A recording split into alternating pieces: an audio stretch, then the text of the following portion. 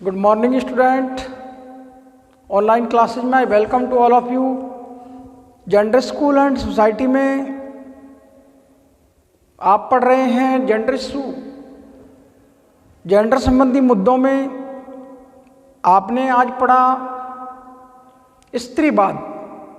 प्रशिक्षणार्थियों, स्त्रीवाद के बारे में इससे पहले वाले पाठ में मैंने आपको पढ़ाया कि स्त्रीवाद एक ऐसा आंदोलन है जिसमें महिलाओं के हितों की, महिलाओं के अधिकारों की, चाहे वो सामाजिक अधिकार हो, राजनीतिक अधिकार हो, आर्थिक अधिकार हो, निजी अधिकार हो, उन समस्त अधिकारों को स्त्रीवाद में शामिल किया गया है। और पुरुषों के साथ सारे जो अधिकार पुरुषों को प्रदान किए गए हैं वो समस्त अधिकार महिलाओं को भी मिलने चाहिए, इसका पक्षधर स्त्रीवाद है। प्रशिक्षणार्थियों, स्त्रीवाद में जैसा कि मैं आपको इससे पहले वाले पाठ में पढ़ा चुका हूँ कि स्त्रीवाद ही वो आंदोलन है जो स्त्रियों की समस्या का आलोचनात्मक मूल्यांकन करता है और चाहे सामाजिक, आर्थिक, राजनीतिक, निजी क्षेत्र में पुरुषों के साथ समानता का समर्थक है। हर क्षेत्र में जो पुरुष को अधिकार प्रदान किए गए हैं वो सारे अधिकार महिलाओं को भी मिलने चाहिए, इसका पक्षधर स्त्रीवाद है। प्रशिक्षणार्थियों, यहाँ स्त्रीवाद पर चर्चा करने के लिए स्त्रीवाद की कुछ परिभाषाओं के बाद कुछ स्त्रीवाद की विशेषताओं पर चर्चा करते हैं। स्त्रीवाद की विशेषताएं इस प्रकार हैं। नारीवाद,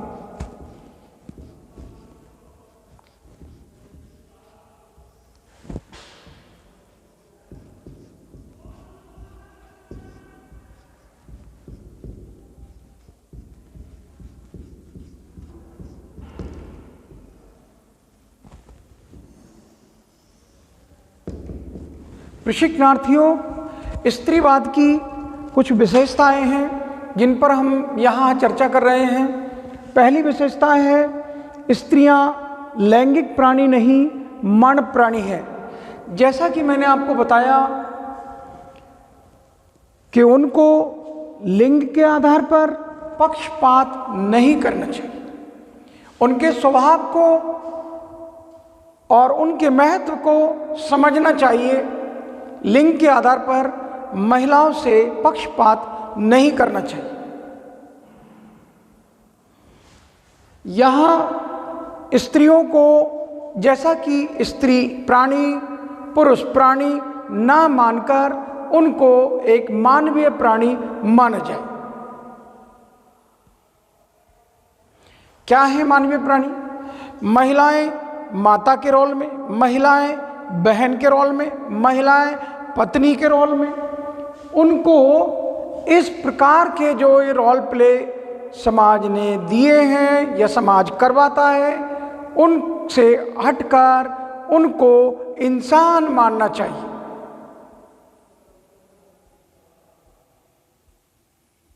महिलाएं एक इंसान है, मानवीय प्राणी है। पुरुष एक इंसान है, मानवीय प्राणी है, ना कि स्त्री एक प्राणी, ना कि पुरुष एक प्राणी। पुरुष की योग्यता और बुद्धि, जैसा कि उनके ऊपर ये सवालिया निशान खड़ा किया जाता है कि महिलाएं पुरुषों के मुकाबले में शारीरिक रूप से, बौद्धिक रूप से कमजोर हैं। उनकी शारीरिक क्षमताओं पर और उनकी बौद्धिक क्षमता पर ये प्रश्नवाचक चिन्ह जो खड़ा किया जाता है उसके विरोध में नारीवाद उठ खड़ा हुआ है। नारीवादी लेखकों का कहना है कि पुरुष की योग्यता और पुरुष की जैसी बुद्धि स्त्रियों में है। बस एक मौका तो दो।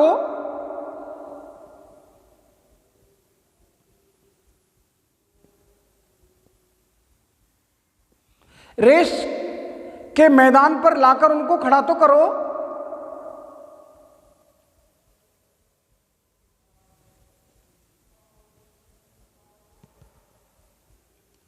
दौड़े जा रहे हैं, दौड़े जा रहे हैं, और समाज के इस निर्माण में महिलाओं की भूमिका को नजरअंदाज किया जा रहा है।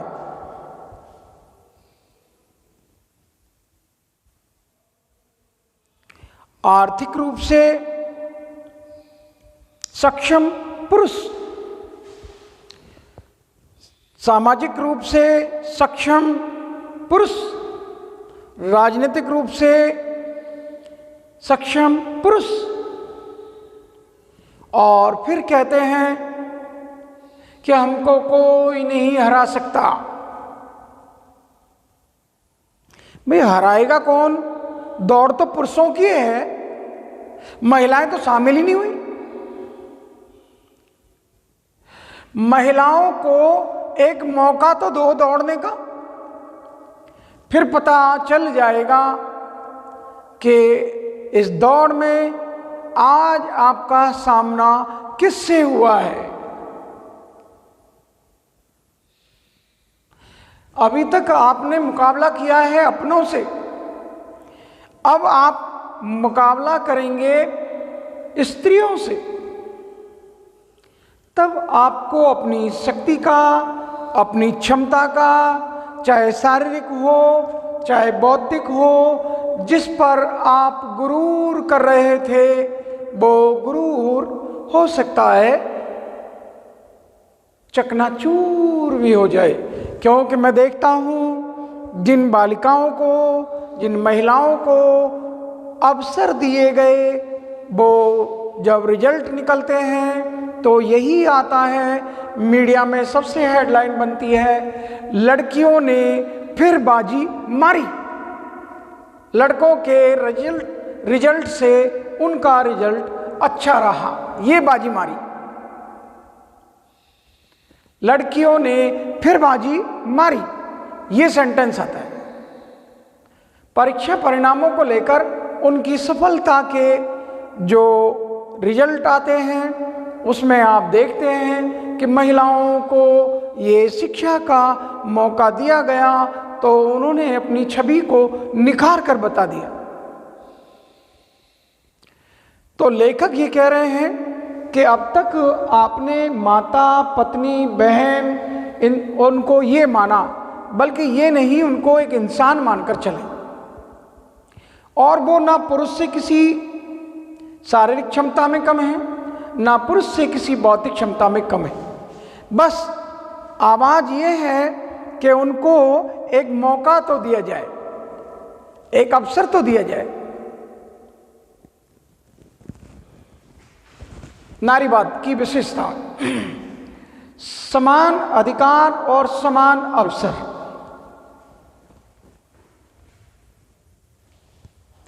पुरुष के लिए सारे अधिकार हैं, राजनीतिक अधिकार, सामाजिक अधिकार, सांस्कृतिक अधिकार, आर्थिक अधिकार, सब पर पुरुषों का एकाधिकार है। वो अपनी जीवन को, अपनी जिंदगी को आज़ादी के साथ जीते हैं। महिलाओं को घर की चार दीवारी में कैद कर दिया गया है और उनको उनके जीवन से ये स्वतंत्रता, ये आज़ादी छीन ली गई है।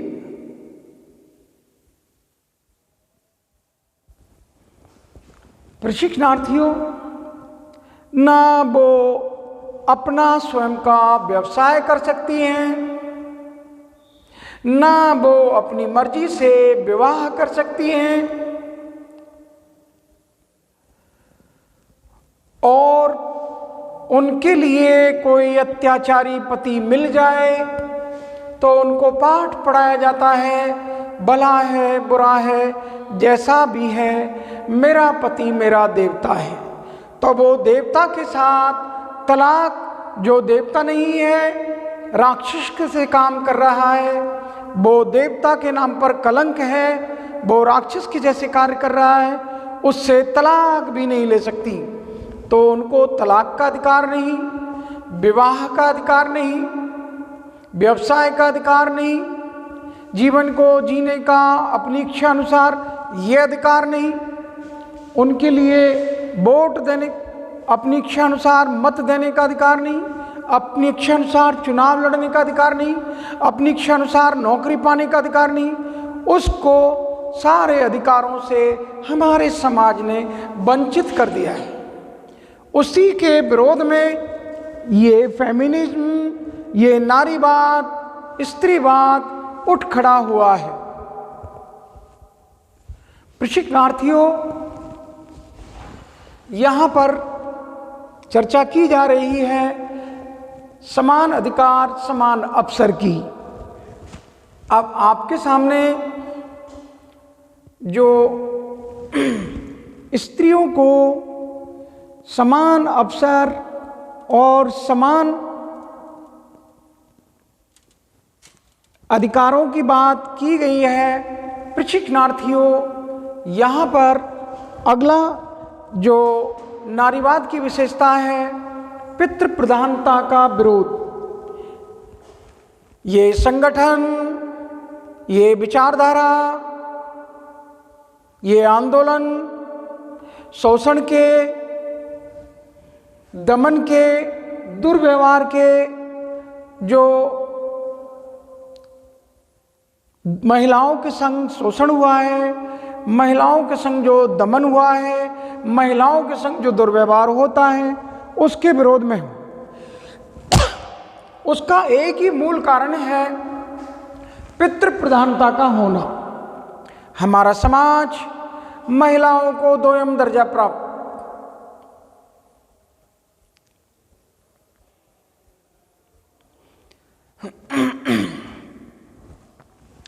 इस पितृ सत्तात्मक व्यवस्था के कारण महिलाओं का शोषण, महिलाओं का दमन,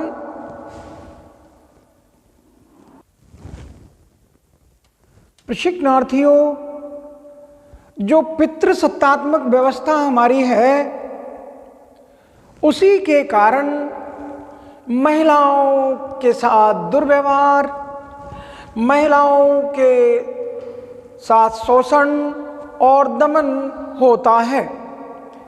प्रशिक्षणार्थियों, इस व्यवस्था में महिलाओं को दोयम दर्जे की, महिलाओं को निम्न और पुरुषों को श्रेष्ठ या उच्च माना जाता है।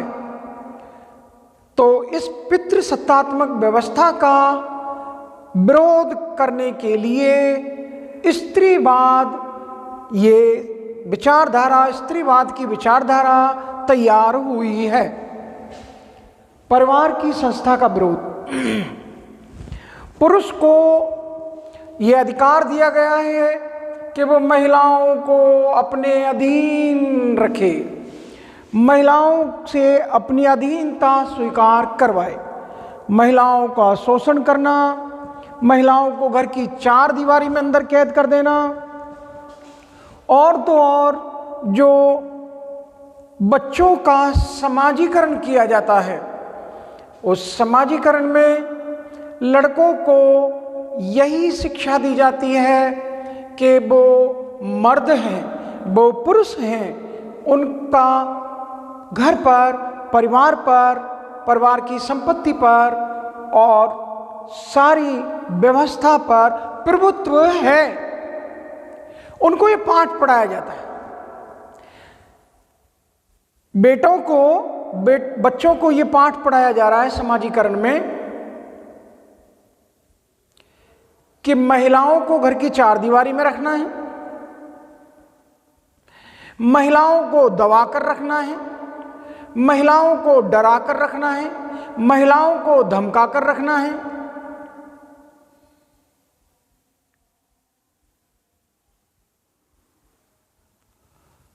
और महिलाएं पुरुषों से कमतर हैं।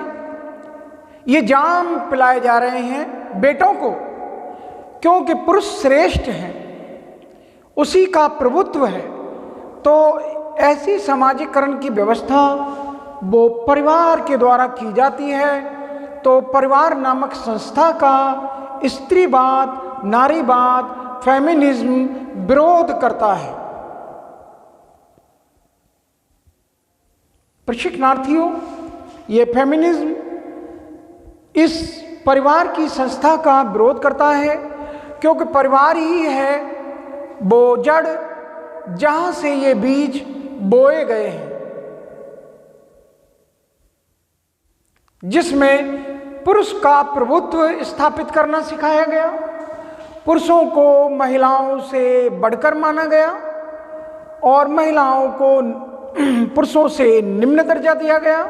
वो परिवारों की देन है।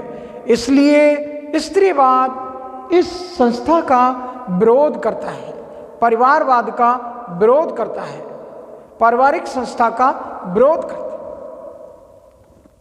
है। स्त्रियों की परंपरागत भूमिका में परिवर्तन अगला बिंदु है।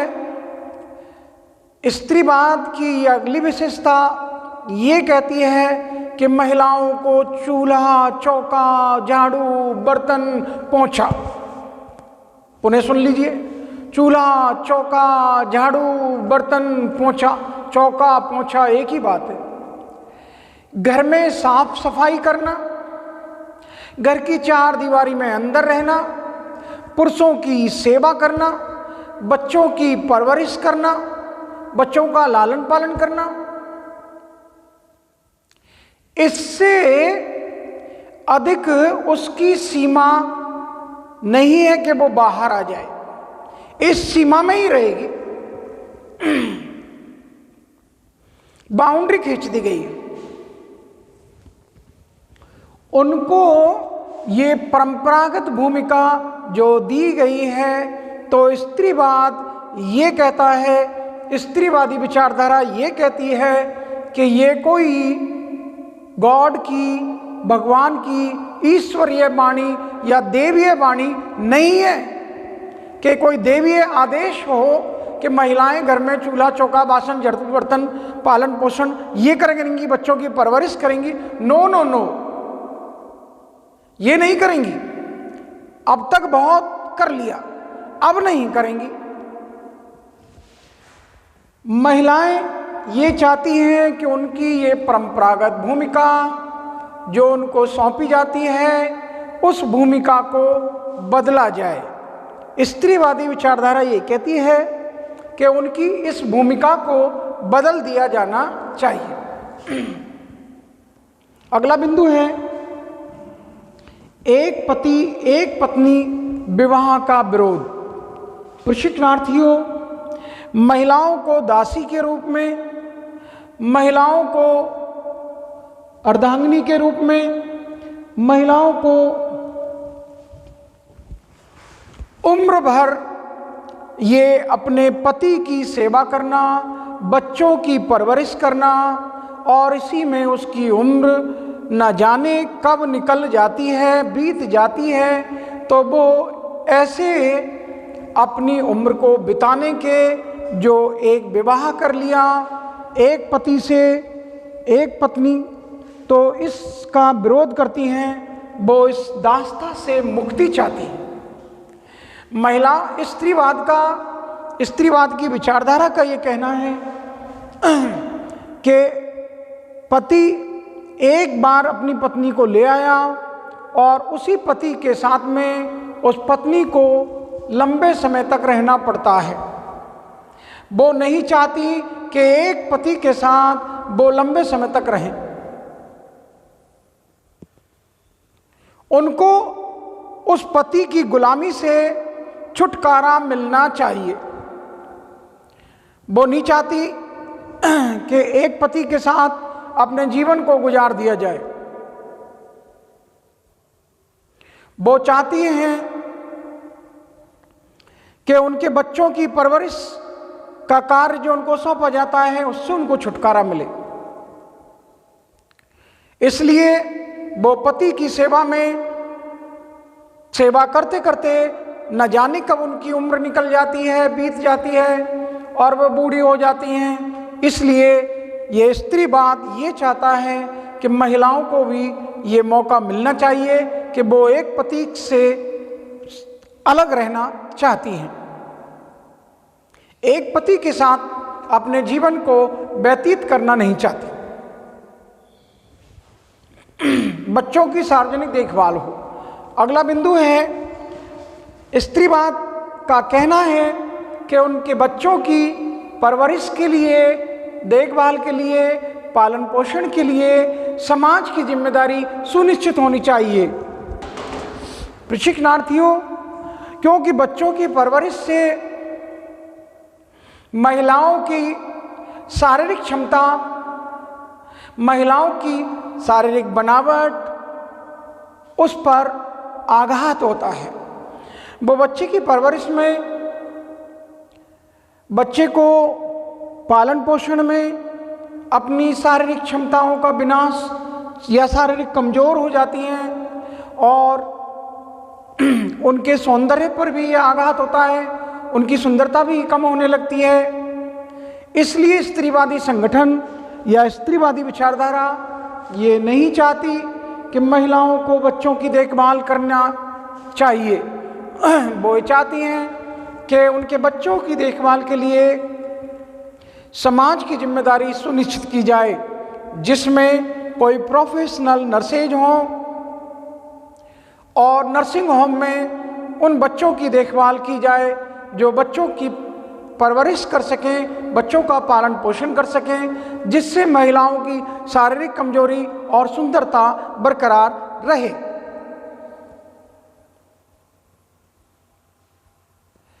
प्रशिक्षणार्थियों, इस विचारधारा का कहना है कि प्रशिक्षित नर्स देखभाल करेंगी, समाज की ये पालन पोषण की जिम्मेदारी होगी, तो निश्चित रूप से महिलाओं के ऊपर से ये एक बहुत बड़ा बोझ हट जाएगा, जिससे कि वो मानसिक और शारीरिक रूप से कमजोर होती जाती हैं और पुरुषों से पहले वृद्धावस्था में आ जाती हैं। इन तमाम बंदिशों से उनको छुटकारा मिलने के लिए ये आवाज उठाई गई है। लैंगिक स्वतंत्रता। नारीवादी संगठन या नारीवादी विचारधारा का कहना है कि महिलाओं को अपनी इच्छा के अनुसार यौन संबंध बनाने की, तोड़ने की आज़ादी होनी चाहिए। वो चाहें जिस पुरुष के साथ यौन संबंध बनाएं, उनकी मर्जी, उनकी इच्छा ना हो तो वो यौन संबंधों को तोड़ दें। उनको विवाह का, तलाक का ये सारे अधिकार प्रदान किए जाएं, क्योंकि वो मानती हैं काम वासना एक निजी मामला है। इस विचारधारा के अनुसार, वो स्त्रीवादी विचारधारा के अनुसार काम वासना ये एक निजी मामला है और निजी मामले के लिए समाज को इसमें हस्तक्षेप तब तक नहीं करना चाहिए जब तक समाज को इस निजी कार्य से कोई हानि ना हो, क्योंकि इस निजी मामले से समाज को हानि हो रही है तो समाज हस्तक्षेप करे। जब समाज को इससे कोई हानि नहीं हो रही तो समाज महिलाओं के ऊपर यह हस्तक्षेप क्यों करता है? तो ये लैंगिक स्वतंत्रता उनको मिलनी चाहिए कि वो अपनी इच्छा के अनुसार संबंध बनाएं, यौन संबंध स्थापित करें, यौन संबंधों को तोड़ लें। संबंध तोड़ने की और जोड़ने की आज़ादी उनको मिलनी चाहिए। निजी संपत्ति का विरोध। प्रशिक्षणार्थियों,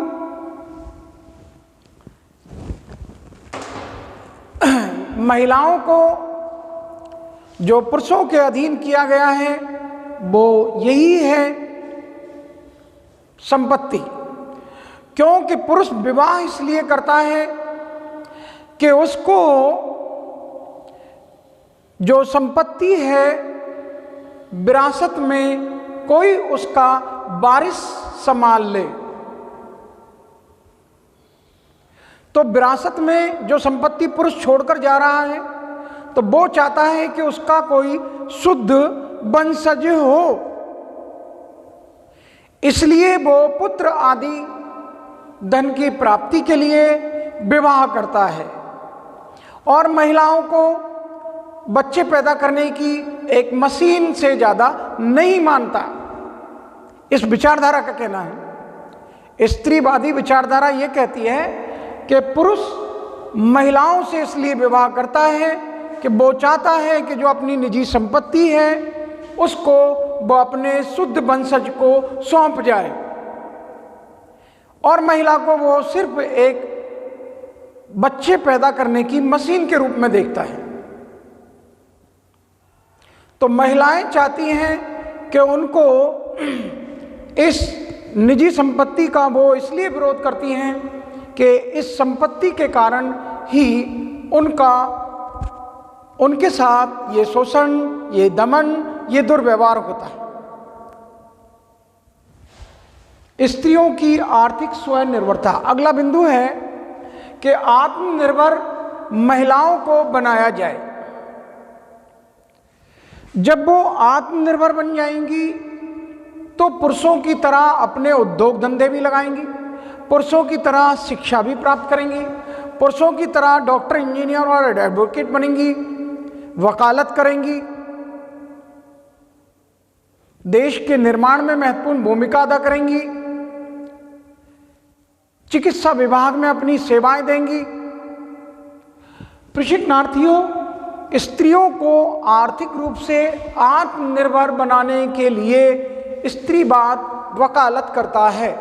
ये विचारधारा महिलाओं को स्वनिर्भर, आत्मनिर्भर, आर्थिक रूप से बनाना चाहती है कि महिलाएं आर्थिक रूप से अगर आत्मनिर्भर बन गई तो उनके साथ होने वाले उस शोषण को, उस दुर्व्यवहार को, उस दमन को रोका जा सकेगा।